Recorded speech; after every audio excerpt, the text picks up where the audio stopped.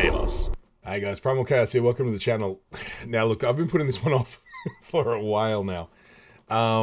Because, well look, we all know, I mean, you guys know better than I do, that this is an emotional song. And, you know, there's been several times on this channel where I've found myself getting emotional in songs. And it's an unusual thing for a male to deal with the concept of being emotional publicly, right? It's not a normal thing. And you go through this process when you're doing something like this, in my case, a reaction, and you find yourself getting emotional on camera. There's always that inner debate as to whether or not should I just stop and then, you know, do this or do something else, or, you know, the debate is always raging whether or not I should upload it and put it out there, because it is an unusual thing.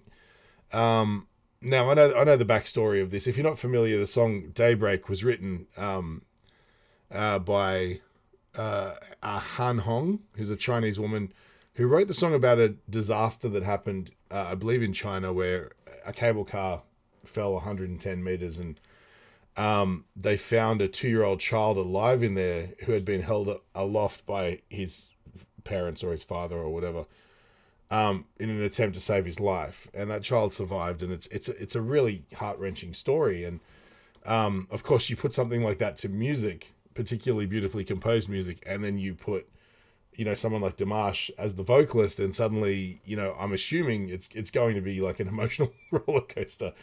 And so, you know, it's one of those things where I always sort of, midway through the song, if I find myself tearing up or whatever like that, there's always this inner turmoil about, should I just stop, you know?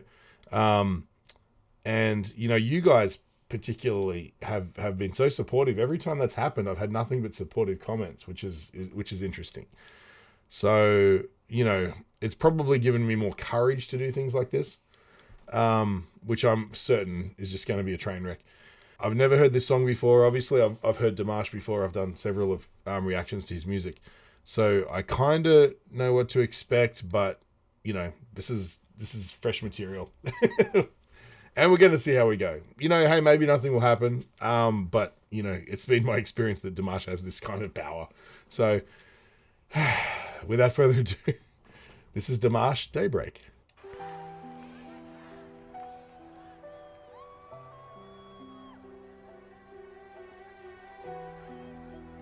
Oh man. Chimes. If there's chimes, you know I'm in trouble.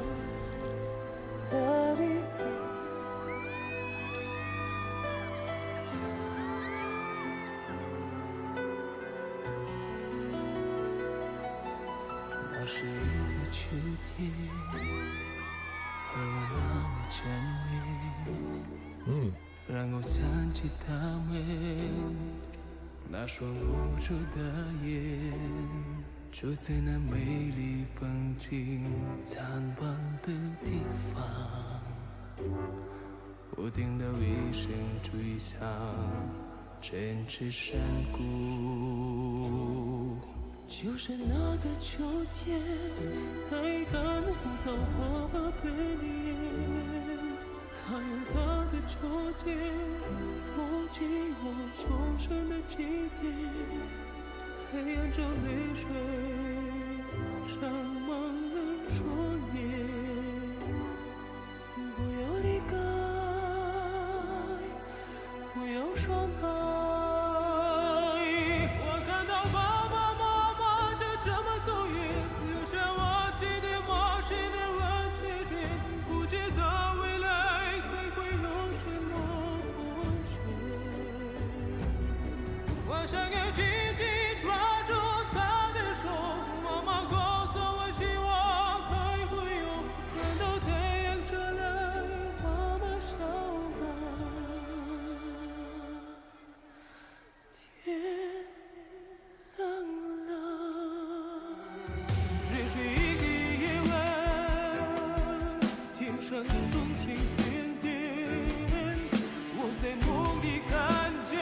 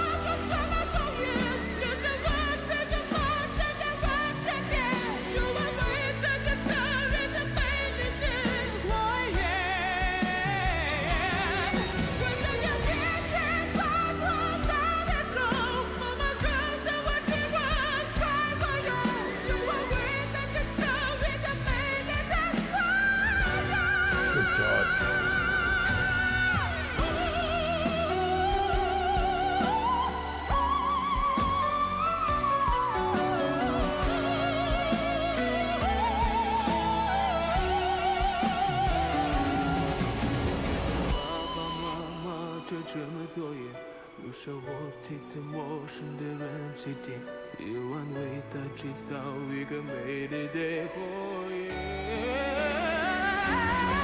我想要紧紧抓住他的手，妈妈告诉我今晚还会有，让它飞扬起来，多么骄傲的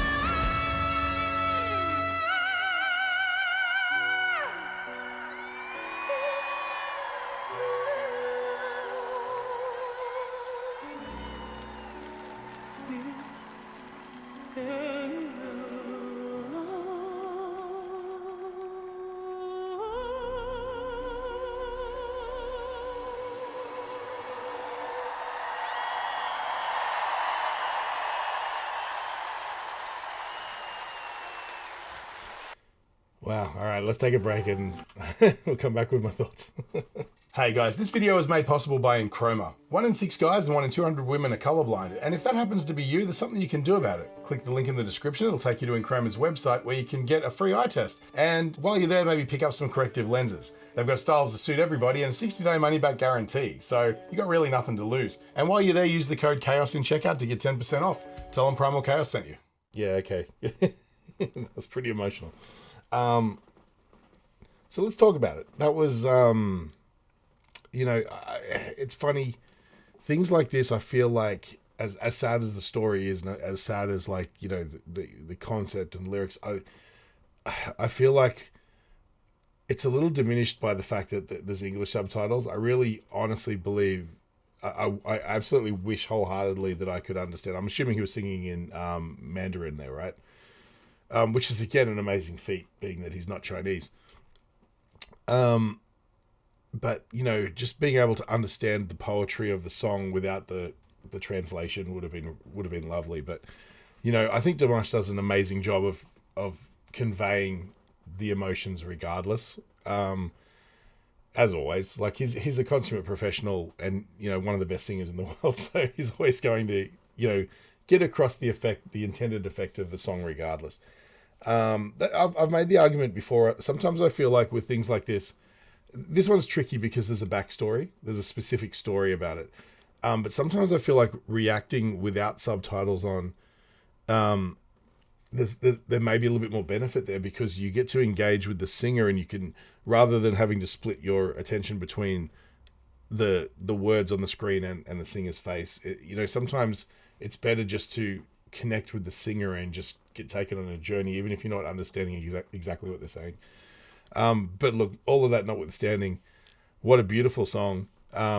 It's a beautiful composition. It's interesting how these guys have arranged it. I mean, I don't know what the original sounded like, but, you know, with this sort of a band, everything always sounds amazing. So that's really cool. Yeah, I just want to talk. One thing that struck me at the start that I didn't want to talk through the performance in this one. Normally, I'll stop things and pause them and rewind them and go over things and stuff like that. So let's jump back through real quick and just see what I picked up. But I don't know that I've ever seen a performance of Dimash where he starts so casually, just walking around. It sort of was interesting because it humanized him a little bit. You know, Dimash's stage performances that I've seen have been very typically highly choreographed, you know, and expressive and stuff like that. But just, you know, I'm not used to seeing him just casually walking around, you know, and I think that's beautiful too, because this song requires a certain level of earnestness and truth to it, because it's a true story, right? It's telling the tale of lives of real people. And so I think you have to put yourself in an emotional place where it becomes less performative and more of an expression of your feelings, you know. And an interesting way of him to do that is to really break down his performance at the start and come out with such truthfulness and earnestness of just being a guy with a microphone on stage, rather than, you know, oftentimes Dimash likes to put a mic on a stand and really sort of get into the physicality of the performance, you know.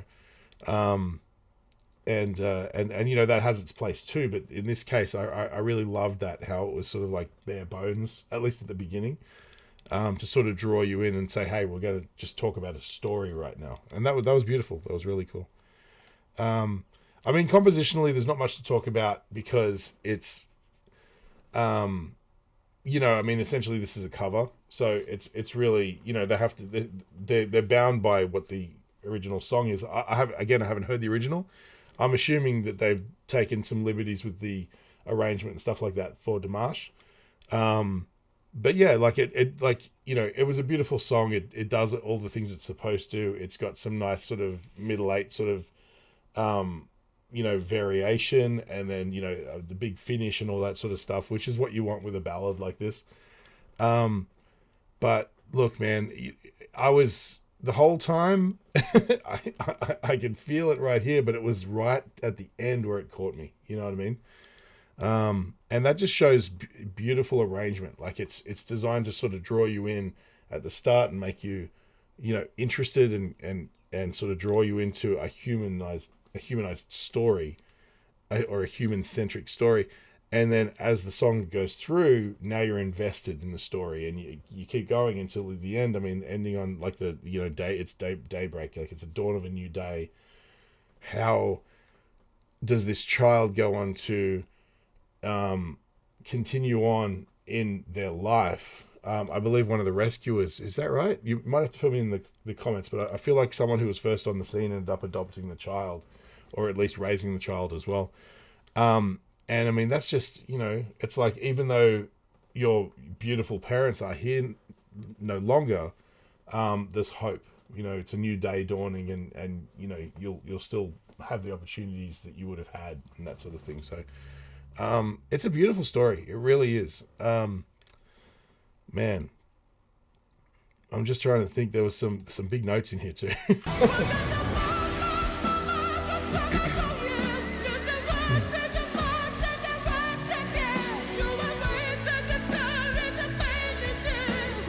I think another thing that was interesting too is Dimash showed the maturity in his sort of arrangement of the vocals to save the high notes until they were necessary, and the song evolves into that. Like a lot of times with Dimash, you know, they arrange the vocals or he arranges the vocals, or whoever he's working with, Igor or whatever. They'll come up with these ways of sort of putting in these amazing passages with his beautiful whistle registers, his high notes and his low notes and baritones and all that sort of stuff, that we all know is part of his magic, you know, and it's worth showing, which is why they do it.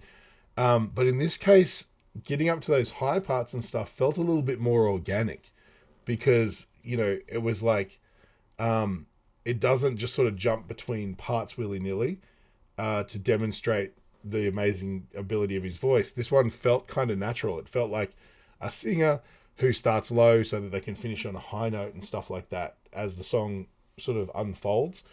And I thought that was really nice too. Like, they've definitely treated this material with the respect and dignity that it deserves. They didn't sort of morph it into a show-stopping vocal piece, right? It's just a beautiful song. And, you know, I got to appreciate that. That's really cool.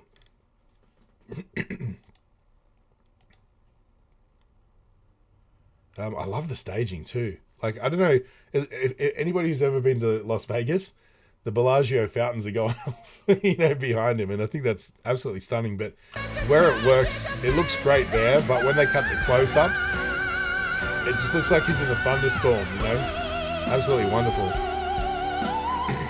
And they're projecting lights on there as well. That's really cool.